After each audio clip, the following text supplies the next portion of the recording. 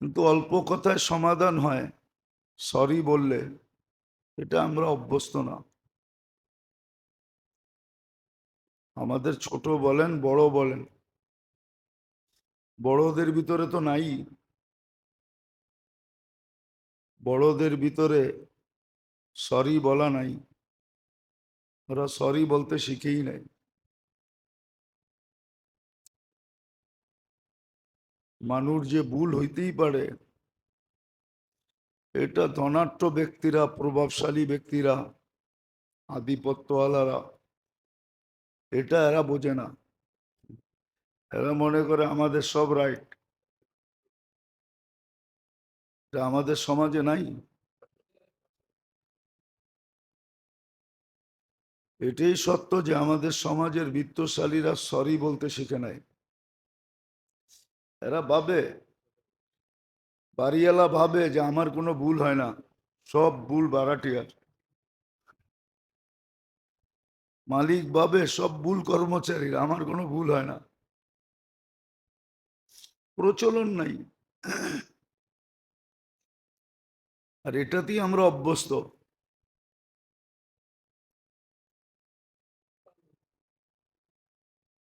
কিন্তু দুনিয়ার বহুত জায়গা আছে এখানে সবাই ভুল স্বীকার করে, আর এটা না হওয়ার কারণও আছে। বিত্ত মানুষকে অহংকারী বানায়। বিত্ত, বিত্ত বোঝেন তো? ধন সম্পদ, পদ, আধিপত্য, এটার ভিতরে কি বলে হিট আছে, হিট, গরম আছে। গরম মানুষকে অহংকারী বানায়। শিক্ষা দীক্ষা এগুলা মানুষকে অহংকারী বানায়, হিট আছে। আর এটা না হওয়ারও কারণ আছে, হিট হওয়ারই কারণ আছে। শিক্ষা শিখে কিন্তু সোহবত নেয় না, সোহবত নেয় না।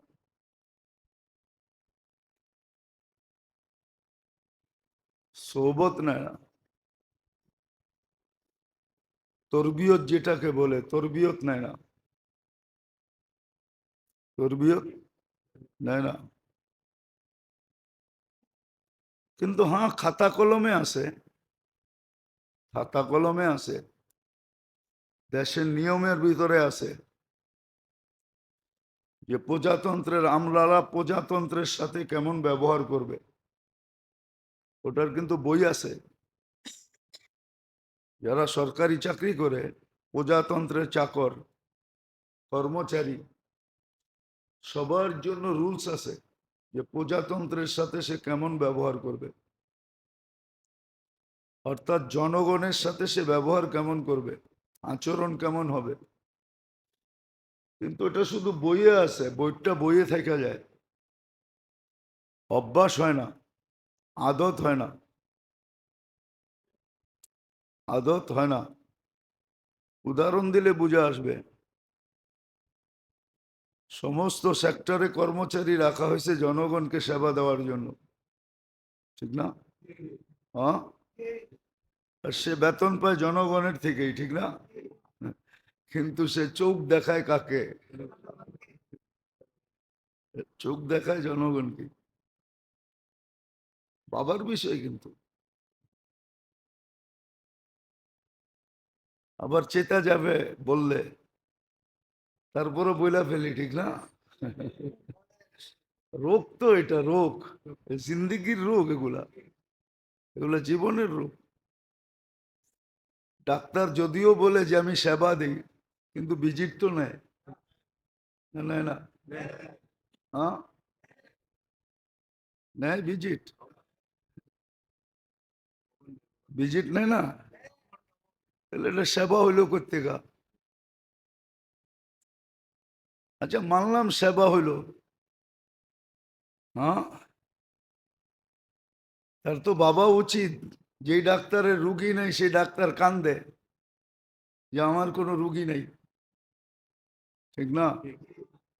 আবার ওনার যখন রুগী শেষে, রুগী শুরু হবে, দেখবেন রুগীর লোকে ভাব দেখাবে, চোখ বড় করবে, ধমকাবে, বোঝেন না, এই সেই, ঠিক না? হুম। তা আমাদের দেশে কিন্তু এই জন্যই তো আমাদের দেশের রুগী সব বাহিরে কেন যায়? থিওরি তো দুইটাই দুনিয়াতে, ডাক্তারি লাইনের তৃতীয় কোনো থিওরি নাই। একটা হলো ব্রিটিশ থিওরি, একটা হলো আমেরিকান থিওরি। ডাক্তারি লাইনে এই দুটা থিওরি, বলুক ডাক্তাররা আমি ভুল বললে। একটা হলো আমেরিকান থিওরি, একটা হলো ব্রিটিশ থিওরি। এই দুই থিওরি, আর কোনো তৃতীয় থিওরি নেই। তৃতীয় কোনো, দুটাই থিওরি। তো এই দুই থিওরি সারা দুনিয়ায় চিকিৎসা হয়। মেডিসিনের মাদার গ্রুপ কোনো চেঞ্জ নাই। মাদার গ্রুপ বুঝেন? মেইন যেই গ্রুপটা যেটা দিয়ে ওষুধ তৈরি হয়, এটার ভিতরে সারা দুনিয়ায় কোনো চেঞ্জ নাই। হ্যাঁ, নামে চেঞ্জ আছে। গ্রুপ প্যারাসিটামল, আমাদের দেশে নাপা নাম, গ্রুপ প্যারাসিটামল। যেমন গ্যাস্ট্রিকের ওষুধ, গ্রুপ, নাম ভিন্ন ভিন্ন। পেন্টাপ্লাজল, সারা দুনিয়ায় পেন্টাপ্লাজল, কিন্তু কোম্পানি নাম ভিন্ন দিছে। তো মাদার গ্রুপ সব সমান, কিন্তু তারপর আমাদের দেশ থেকে বিদেশে যায় কেন? বই তো সবই এক, দুনিয়ায় সারা দুনিয়া একরকম বই পড়ায়, কোনো পার্থক্য নাই বইয়ের ভিতরে। বলো যে পার্থক্য আছে। হ্যাঁ, 50-60 লাখ রোগী কেন ইন্ডিয়া যায়? বোঝা গেল ওইখানে বইতে যা লেখা আছে ডাক্তারের জন্য ব্যবহার, ওইটা ওরা করে, আমরা করি না। পার্থক্য এতটুকু, চিকিৎসা একই, টেস্ট সারা দুনিয়ায় একরকমই। বললাম না থিওরি দুইটা, এর বাইরে যাওয়ার কোনো সুযোগ নাই, যাইতেও পারবে না। গেলে ডাক্তারের লাইসেন্সও বাতিল হবে, যে এই থিওরি তুমি কোত্থেকে আনলা। কিন্তু রুগী সব কেন বাইরে চলে যায়? যে অঙ্ক দিয়ে আসে ইন্ডিয়া, সিঙ্গাপুর, থাইল্যান্ড, এটা দেশে থাকলে দেশ আরো উন্নত হইতো। কিন্তু ওই যে বললাম না, রোগ আছে, রোগ।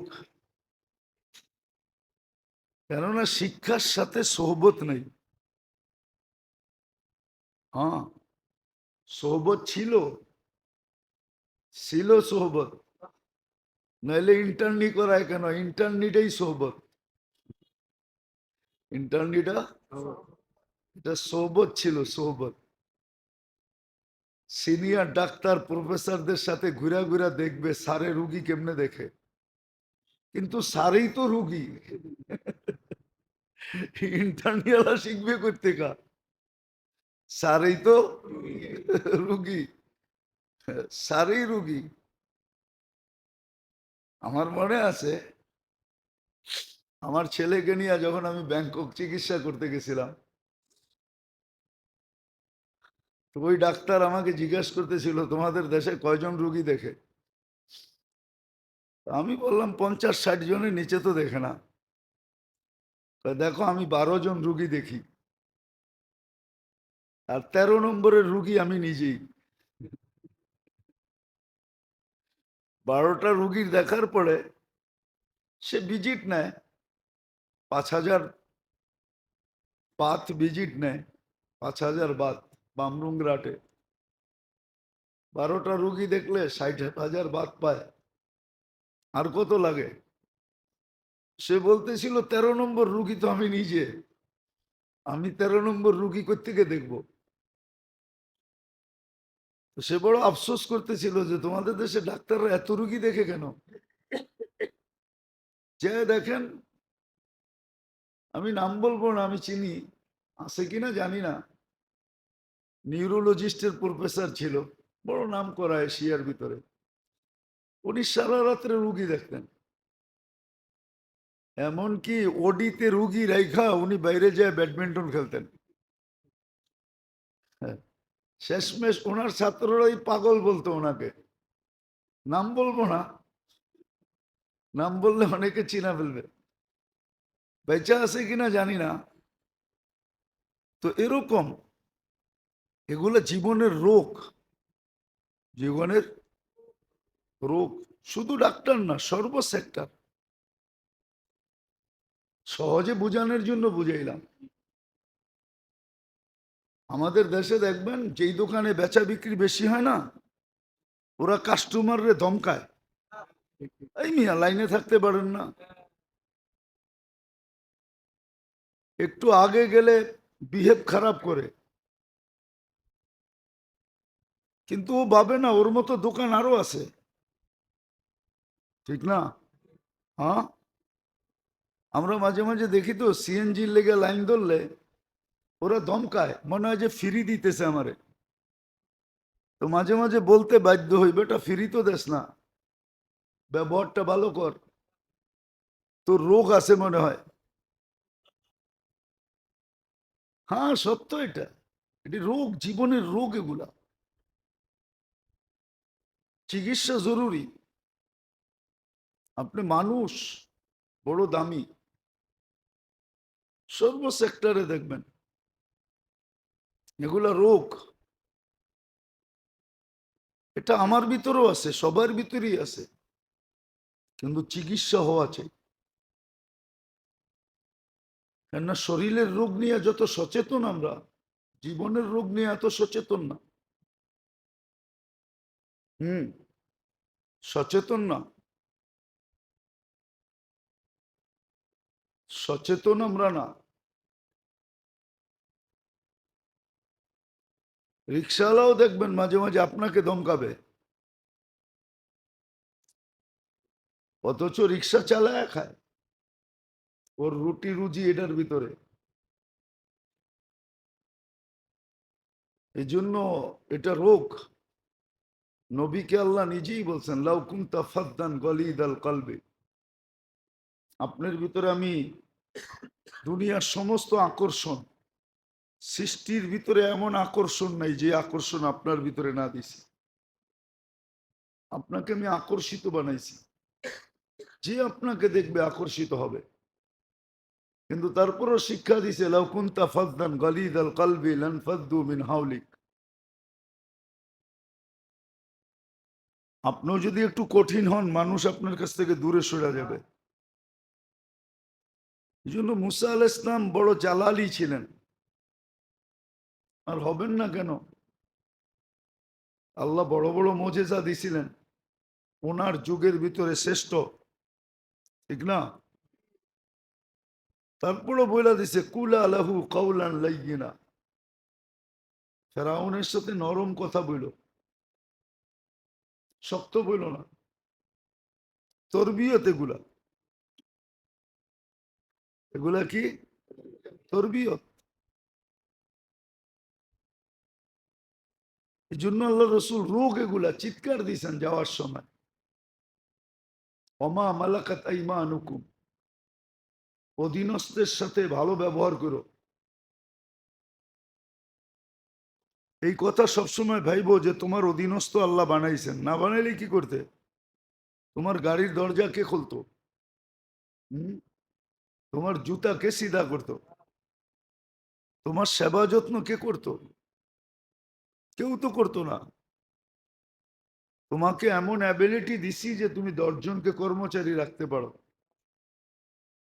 বইলেই তুমি শক্ত ব্যবহার করো না, অধীনস্থর সাথে নরম ব্যবহার করো। এগুলো সব রোগ। আর এই রোগের উৎপত্তি স্থল আছে, কোত্থেকে উৎপত্তি হলো এটাই দেখাইতেছিলাম। এগুলো জীবনের রোগ। হ্যাঁ, রোগ হওয়ার কারণেই সংসার অশান্তি। বলে না, সংসার অনেক টিকাইতে চেষ্টা করছি, সংসারটা টিকে নাই। না, রুগী কেমনে টিকে? রুগী হইলে এমন রোগ যদি হয় যেটার চিকিৎসা নাই, তো মৌত অনিবার্য। সংসার টিকবে কেমনে? দুইজনই রোগী, জীবনে রোগ আছে এই জন্য টিকে না, নাইলে টিকবে। হাদিসে আছে, এক ব্যক্তি আসছেন স্ত্রীর ব্যাপারে অভিযোগ করতে আমিরুল মুমিনিন ওমর রাদিয়াল্লাহু তাআলা আনহুর কাছে। তো আয়েশা শুনতেছে দুইজনের ঘরের ভিতরে টুংটাং চলতেছে, কি বাইরের থেকে শুনতেছে। আর আমিরুল মুমিন বিলকুল চুপ, কোনো জবাব দেয় না। তো বেটা ফিরত যাইতেছিল যে যেইখানে আইসি চিকিৎসার জন্য ওইখানের অবস্থাই তো এরকম। সরিষারই বুথে ধরছে, আমি বুথ ছাড়ামু কি দিয়া?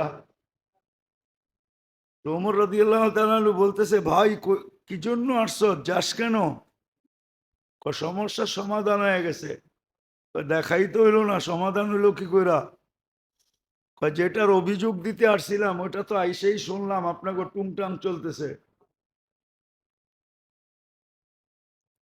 ওমর রাদিয়াল্লাহু তাআলা বলল, বেওকুফ, তোর চাহিদাও মিটায়, কাপড় চোপড়ও ধোয়, বাচ্চা কাচ্চাও পালে, রান্না বান্নাও করে, ঘরগুলো গুছায়, তুই একটু একটা সহ্য করবি না? তুই একটু টুংটাং করলে সহ্য করবি না? না করবি না? তুই তো একটু সহ্য করবি। তাইলেই তো ঠিক হয়ে যায়। দেখলি তো আমারে, সহ্য করলাম, তুইও তো একটু সহ্য করবি। আসলে এটা হলো রুগী, একজন রোগ হইলো আর একজন রুগী না। এগুলা রোগ, রোগের থেকে সংসার ভাঙে। সমাজের সব এলোমেলো হলো জীবনের রোগের কারণে, শরীরের রোগের কারণে না। শরীরের সব জীবনের রোগের কারণে। সমাজে যা এলোমেলো দেখেন না, হ্যাঁ, এই জন্যই নিয়ম কানুন বাহির বানাইতে হয়। আর নিয়ম দিয়ে মানুষকে ঠিক করা যায় না। নিয়ম দিয়ে মানুষকে ঠিক করা যায় না, কখনো না। হ্যাঁ, আল্লাহর নিয়ম দিয়ে ঠিক করা যায়। যেটা দিয়ে ঠিক করা যাইতো, যেটা দিয়ে ঠিক করা যাইতো ওটা করে না। যেটা দিয়ে কখনো ঠিক হবে না, বরং রোগ বাড়বে। যেরকম উর্দুতে প্রবাদ বাক্য আছে, মারজ বাড়তা গিয়া জু জু দাওয়া কি। জু জু, যত মেডিসিন বাহির হয়েছে রোগ বাড়তে শুরু করছে। এমন না যে মেডিসিন রোগের মাত্রা কমায়া দিছে, না, মেডিসিন রোগের মাত্রা বাড়ায়া দিছে, রোগীর মাত্রা বাড়ায়া দিছে। নতুন নতুন রোগ আসতেছে। যেটা দিয়ে করলে রোগ হইতো না ওটার কাছে দাঁড়াও যায় না। আল্লাহর হুকুম মানলে রোগ হইতো না, নবীর আদর্শ মানলে কোনো রোগ হইতো না, কোনো রোগ হইতো না। এটা গ্যারান্টি ছিল। কিন্তু পশ্চিমারা এমন ট্যাবলেট খাওয়াইছে, বিশেষ করে মুসলমানদেরকে, মুসলমান হর্তাকর্তাদেরকে এমন ট্যাবলেট খাওয়াইছে, ওরা ট্যাবলেট খাওয়ায় সাকসেস হয়ে গেছে। অথচ ওটা ভুয়া। কি ভুয়া? ওটা হাজারো রোগ তৈরি করে। বলক ডাক্তাররা ওষুধ তো দেয়, কিন্তু নিজেই মনে মনে হাসে যে যেটার জন্য দিছি ওইটা তো ভালো হবে, কিন্তু এটা আরো 10টাই না আনবে। নাহলে কেন বলে সাইড এফেক্ট আছে। সাইড এফেক্ট অর্থটা কি? আরে বলেন, ইংরাজি শব্দ ঠিক না? এটা পড়লে অনেক সওয়াব হইব, ঠিক না? ওই কাহিনীর মতো আর কি। ছেলে বলে 2টা দেশে বিয়ে করছে, অন দেখে 2 বোর সাথে মার সাথে ঝগড়া হয়। তো ছোটটা আসলে একটু ট্যাডন, ওই দেশেই বিয়া করবো না, কোনো আরব দেশে করবো। যদিও কাহিনী সত্য মিথ্যা জানি না, তো আরব দেশে বিয়ে করে নিয়ে আসছে, তো ওই মেয়ে তো আরবি কথা বলবে, ঠিক না? হুম। তো মার তো স্বভাব বউগুর লোকে কি করা, হ্যাঁ, ক্যাচাল করা, ঠিক না? এটার লোকও করে। তো এটা ধুমাইয়া আরবিতে গালি দেয়, আর মা বলে হাত বান্ধা খাড়ায় থাকে। তো সবাই জিজ্ঞেস করছে এটার সাথে হাত বান্ধা খাড়ায় থাকো কেন? কয় ছোটটা এত ভালো, যত গালি দিই না কেন ও আমারে খালি কোরআন শরীফ শোনায়।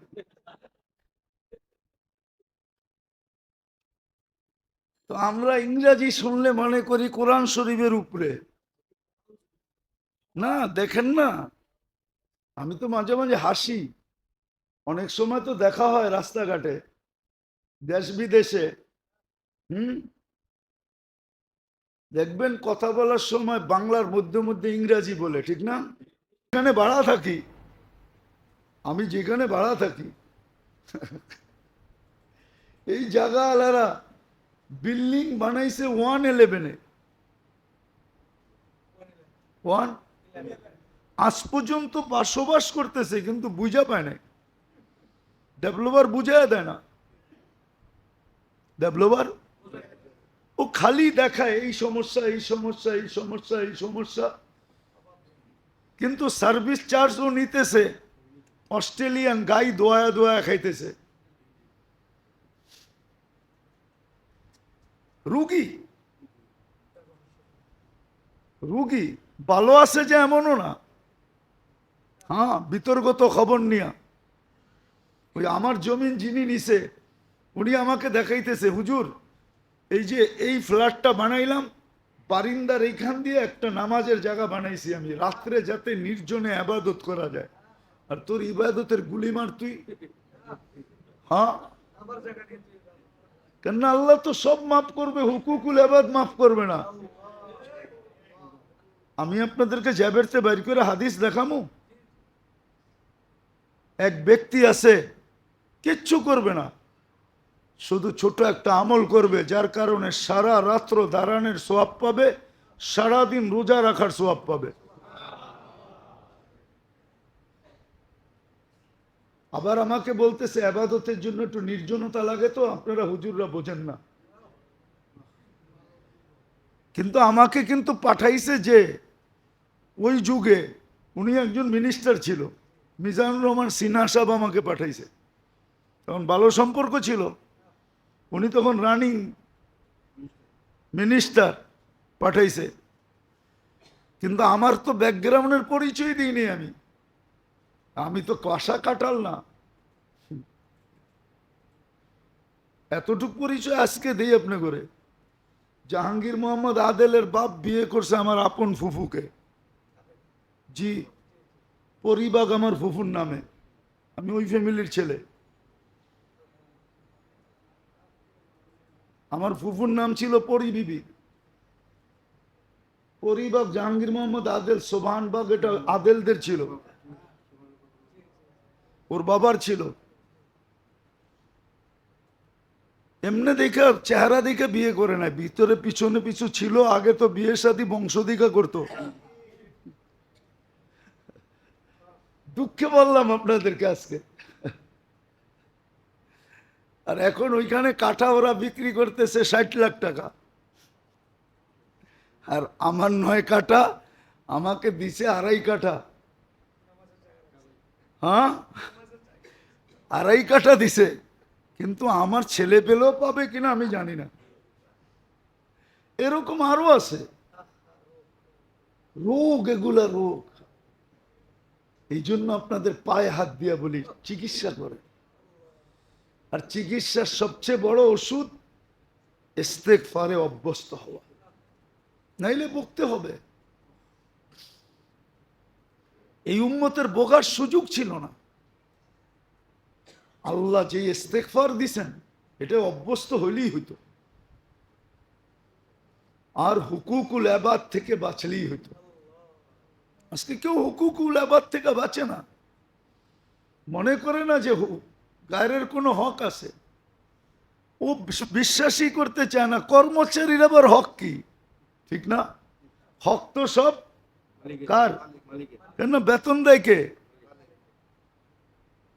বড় মানতেই রাজি না যে ছোটর হক আছে। হুম, মানতে স্বামী মানতেই রাজি না স্ত্রীর হক আছে, বা বাবা মানতেই রাজি না সন্তানের হক আছে। মানে উপরে যে উঠছে সে নিচের হক মানতেই রাজি না। আল্লাহ আমাদেরকে বুঝার তৌফিক দেন।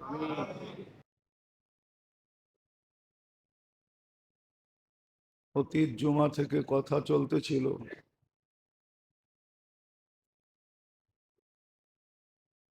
যে মানুষের শরীরের সাথে সাথে জীবনও রোগে আক্রান্ত হয়। চিকিৎসা যদি দুনিয়াতে না হইল, তাহলে আখেরাতে নিঃসন্দেহ হবে, এতে কোনো সন্দেহ নাই। হ্যাঁ, চিকিৎসা রোগের থেকে বাঁচার সহজ পদ্ধতি আল্লাহ নাজেল করছেন, আর এটাও কোনো কারণবশত যখন শয়তানরে বিতাড়িত করেন, শয়তান আল্লাহর সামনে দাঁড়াই বলছিল লাউ বিয়ান্না ইবাদাকা আজমাইন, সবাইকে আমি গুমরা করে ছেড়ে দিব।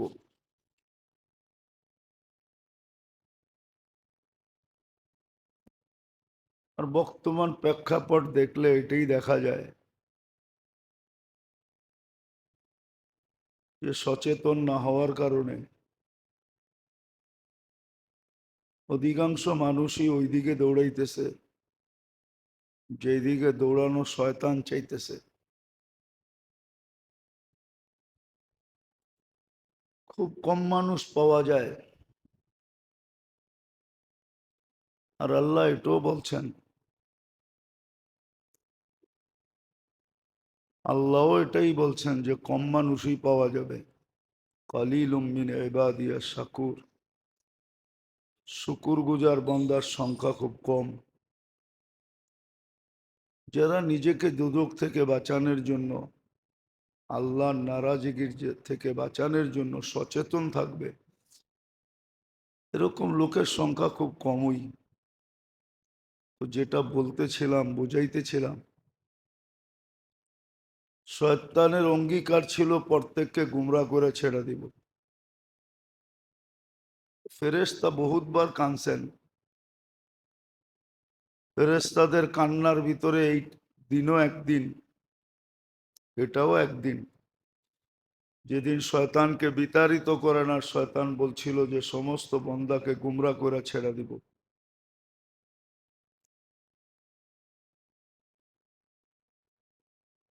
তো আল্লাহ জিজ্ঞাসা করছিলেন তোমরা কাঁদো কেন? বলে আল্লাহ সব গুমরা করে দিবে, তো বানায় লাভ হইলো তো হইলো কি,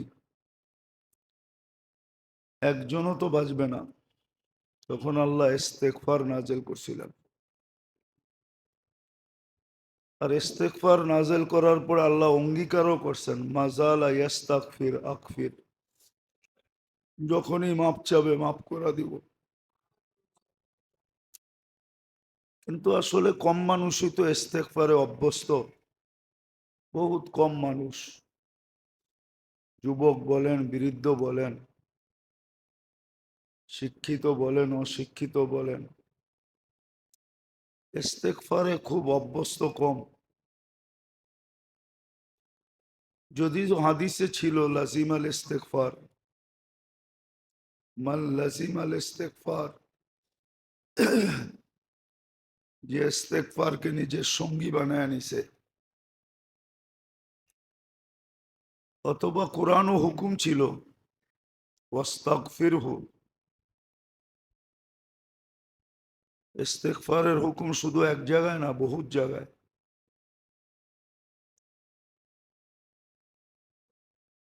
আর আল্লাহ ইস্তেগফারকে খুব ভালোবাসেন। আর মানুষের স্বভাবও এটাই, যদিও আমাদের দেশে প্রচলন নাই, কিন্তু প্রত্যেক মালিকই কর্মচারী সরি বলুক এটা পছন্দ করে, যে আমার ভুল হয়ে গেছে। আমাদের দেশে কিন্তু প্রচলন নাই।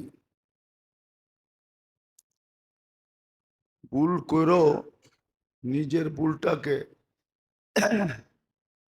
সত্য বইলা প্রমাণ করা, রাইট বইলা প্রমাণ করা, এটাই আমাদের স্বভাব।